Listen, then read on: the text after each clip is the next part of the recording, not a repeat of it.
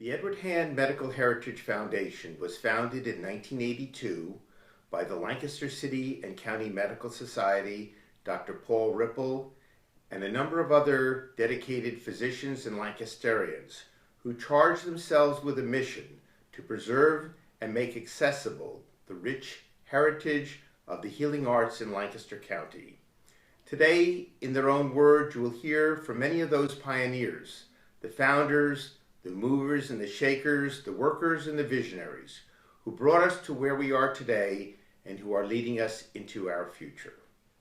The early founders of the Edward Hand Medical Heritage Foundation were myself, Dr. Paul Ripple, Dr. Henry Wentz, Dr. Sam Houck, David Wiley, Ed Lancaster, Mary Ellen Smith, Judy Eshman, Joan Bowman, Gene Wood, and medical supplies person. Among the people who really have made major contributions to the development of our foundation and the museum were people who helped develop our collections.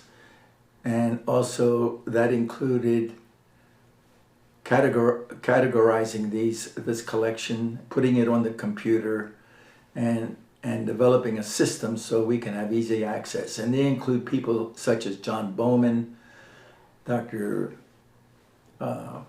Ernie Wood, Roger Peterson, John Corcoran, and a couple of others.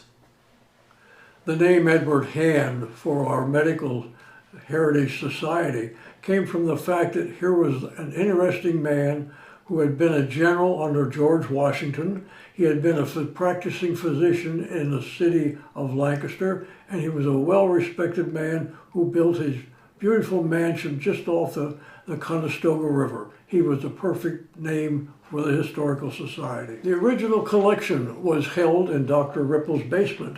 From there, many pieces were also held in the Lancaster City and County Medical Society building on Walnut Street. From there, everything was collected and placed in the Marshall Street garage storage area, which was held by the Lancaster General Hospital. The collection was growing very fast. There was lots of furniture, lots of books, and lots of pieces of really collectible material. We also had a lot of medical material, solutions, pills, drugs, etc. Anyhow, from there we were moved to the new site in the Borough Complex, previously inhabited by Radio Corporation of America. The last move that we had was in that complex just across the hall to a nice area where we could have a museum display and storage as well together. What I'm particularly proud of is the fact that we were able to develop a virtual museum, which now makes it possible for people to be able to see what we have in our collection. And I have to tell you, that's only in the beginning stages. We have plans to be able to make much more to do with the virtual museum. Lancaster General Health, Penn Medicine, is pleased to join the other community hospitals in supporting the Edward Hand Medical Museum. Preserving history of medicine is natural for us.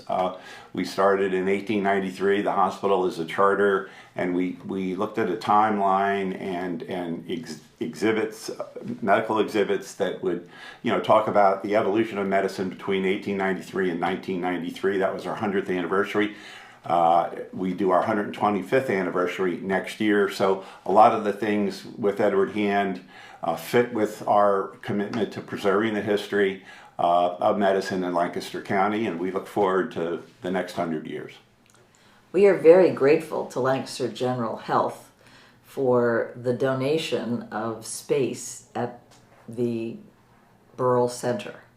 However, it's not particularly accessible to the public or to those students who are interested in medical heritage.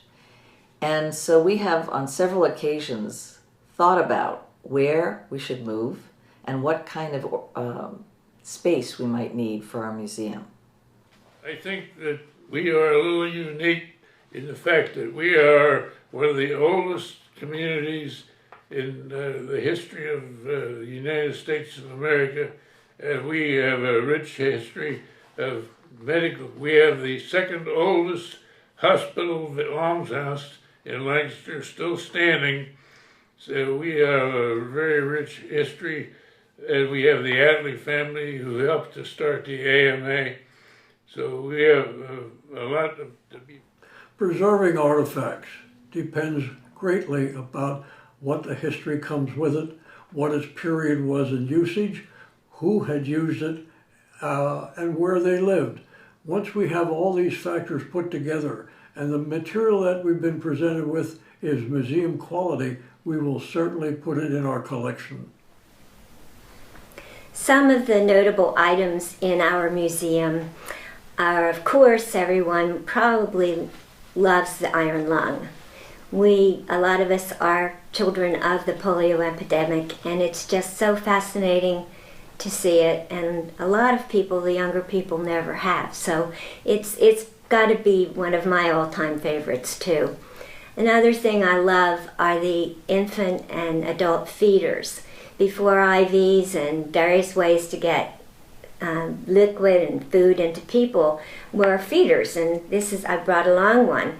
This is just my own personal one, and it's very plain. Our collection has some beautiful China ones, actually China patterns made in England, Germany. So that is something I just love to look at. The other thing I'm crazy about are the pharmacy bottles. They're just beautiful when the light hits them, and that intrigues me. So those are my three favorites. What are important considerations for collecting today? Well, I think stories from doctors are important because I think there are a lot of stories that are rather unique and would be interesting to lay people about the experiences of doctors. In the early 1900s, I think around 1915, Dr. George Durant, a prominent surgeon known for his work on cancer at the University of Pennsylvania, was invited to talk to the medical society, local medical society, and present a paper on blood transfusions when transfusions were given person to person. And following the meeting, he offered to go to the hospital the next morning because people stayed overnight in those days and they demonstrate a blood transfusion person to person. One of the doctors in the back of the audience asked him who he was going to transfuse. And he said, well, there's usually a person with pernicious anemia in the hospital, and I'll transfuse him or her. The man in the back said, well, we don't have people with pernicious anemia in the hospital. We give them all liverwurst and they go home. The early surgeons in Lancaster were the Attlee brothers. I've had the privilege of knowing two of them, John and William. Later, these were later relatives of the initial John Attlee. They both worked at St. Joe's Hospital and the Lancaster General Hospital. And in those days, there was a lot of competition between the two hospitals. The fourth John Attlee had 4 children, 2 of whom is daughters who live in Lancaster, Ann Weber and Liz Jones, and they had a surgical kitten that was in the family, and they had information that suggested that some of what was in this kit included equipment that was used by Edward Hand.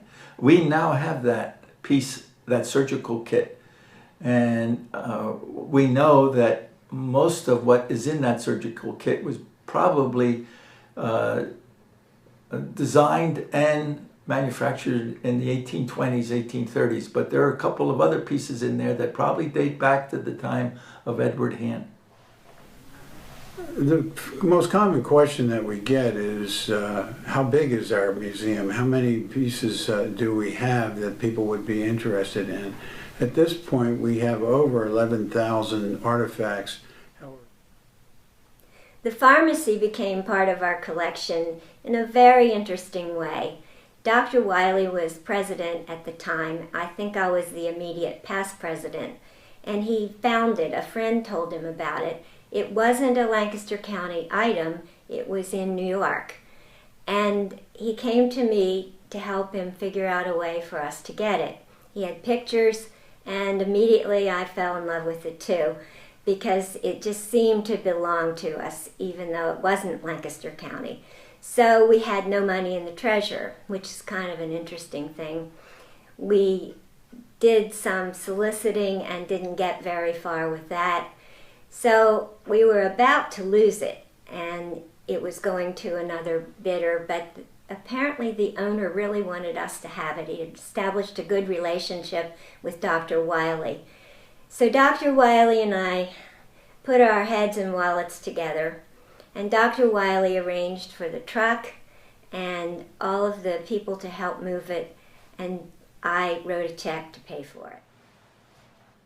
What we have in Lancaster is a building, and it's called the Lancaster Almshouse / Hospital, that was built in 1800. It turns out that it's probably the second oldest standing hospital in America.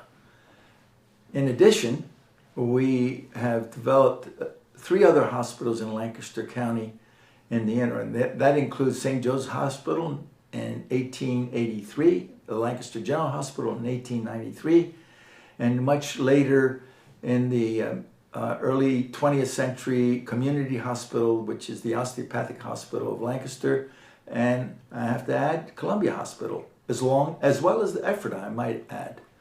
So those are, 6 hospitals that we had in Lancaster County?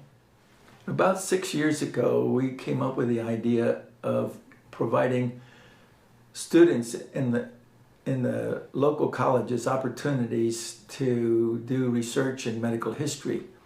And thanks to generous donations from the medical staff at Lancaster General Hospital, we have been funding 1 or 2 students every summer, and sometimes even during the school year, to help us do research on various aspects of medical history in Lancaster.